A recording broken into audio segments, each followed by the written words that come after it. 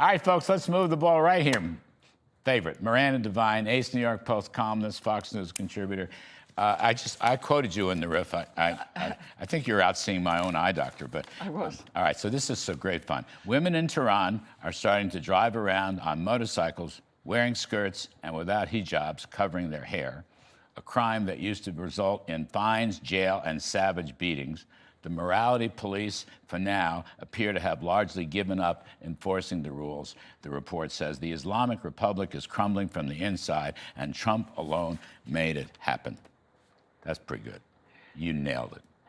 It's a story that was in the London Times and has been shamefully neglected in this country. I have not seen what's going on behind the scenes in Tehran. That's part of the story. It's the whole point of this is to put pressure on the regime. What Scott Bessent is doing, invisibly to us, is just ratcheting up the screws on the Iranians. He has been, and he has Economic Fury 2.0 in the works, ready to roll whenever Donald Trump gives the say-so, which, unless the Iranians come to the table and play ball, is going to happen on November 4, because Trump, no one can say he didn't give peace a chance.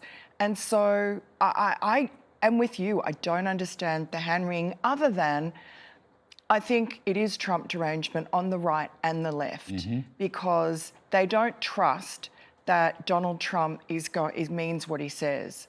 But you kind of have to watch him, and ultimately he does. He might duck and weave and deliberately confuse people. He says he wants people to be confused because then the Iranians are confused.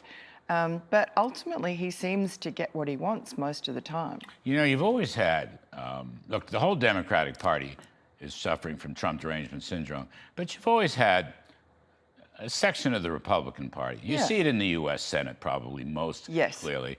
I'm not going to go through the litany of names, but they just try to undermine him at every turn. Yeah. They won't stop him. They're not going to stop him. He is coining the phrase "the boss," right? And the G7. I mean, he came in as I understand it. I used to be a Sherpa for these things in the first term, but he walked in a little bit late. And he said hello to everybody, but he said, "I'm the boss. I can come in late." And they basically kind of like shook their head and acknowledged they laughed it. because it was a joke. Like he was making a joke. He sort of grinned after he said it, and they all laughed. They get him now, I think. They usedn't. Maybe, you know, when he first came in, they would have thought, what a barbarian. But they now kind of have figured out how he rolls. And it's quintessentially Queen's, you know, property developer. It's so refreshing on the global Queens, stage. New York, Queens, property New York. Yes. Yeah. So it's interesting. Some books are circulating about this, but he is in the second term exercising probably the most presidential authority, I believe, within his executive mission, but more than anybody has in recent times. And also trying to exercise his will and authority on the world stage. And the Iranian thing is, this will be the quintessential, this will be the biggest thing in his presidency, if he can take down Iran, which he already has a tremendous head start. But here at home, he's redoing our tax system, redoing our regulatory system. He wants to have the border controls and stop the immigration. He wants to stop the crime, drill baby drill on his energy policies. I mean, it's one thing after another. Law and order and crime are huge things. This is more than we've seen from any recent presidents. Yes, and his foreign policy is all interlinked, whether it be Venezuela or Cuba.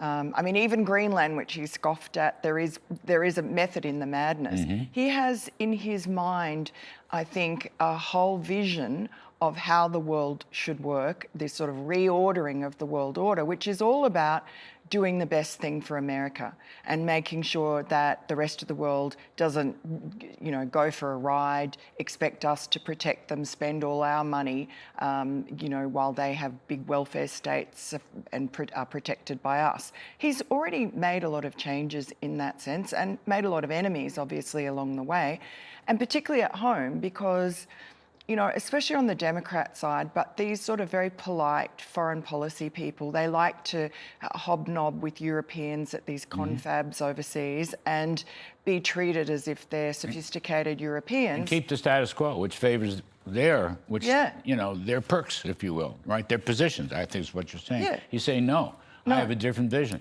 I'm not managing the decline anymore. That's right. That's really the key point, it seems to me. Yeah. He wants America to take off on the economy and on security and on crime, law and order and borders and on trade. And that means he's got break some apple carts. He's got busted some apple carts. And people don't like that in tough darts. He was elected to do that. And it's amazing the resilience he has. You know, everyone says, oh, Trump wants to be loved, is desperate to be loved, etc. He has an ability to withstand hatred and criticism from all comers, which I actually have to say I am quite offended by, because the effrontery of these people to think they know better than the president and his team, who all have access to intelligence they don't have. You know, who are you armchair pundit, to think you know better and scold the president? Just watch and wait, listen to what he says, and, you know, have a little bit of humility. Senators who lose their re-election campaigns should not obstruct and stand in the way of the guy who won his. He was re-elected. Yes. And they, not them, him. Yes. So his vision, particularly, I mean, he's taken over the Republican Party, but you have a small clique that won't admit that. So that you'll see it again. He's going to the Senate tomorrow for their policy lunch, and he wants to get the voter ID reform through, which practically the entire country, except for the socialist left, is in favor of. And they're going to try to stop him once again. And a handful of I don't. Crazy. Will they be able to stop it? I don't know. I honestly don't know. They're going to have to, we'll talk later in the show, but this whole fiscal reconciliation, there are ways and means around it. I can get around it. I can get around it on paper. Whether it can be done politically remains to be seen. But your point about, you know, Trump is the boss. Yes. He is the boss. By the way, is it bad? Where's the bad? Yeah, where's the downside? The country is safer. It's more prosperous. I mean, honestly, he keeps saying this and citing facts and figures. In other words, if it were going downhill, it might be one thing, but it's okay. It looks pretty good. It looks 250th birthday. And all the Democrats have is to go and throw algae in the reflecting pool. You know, and that's sort of symbolic of what they're doing to the whole country. I love that. I call them the algae Democrats now. My latest one. Miranda Devine, thank you ever so much. Thanks, Larry. All right, folks.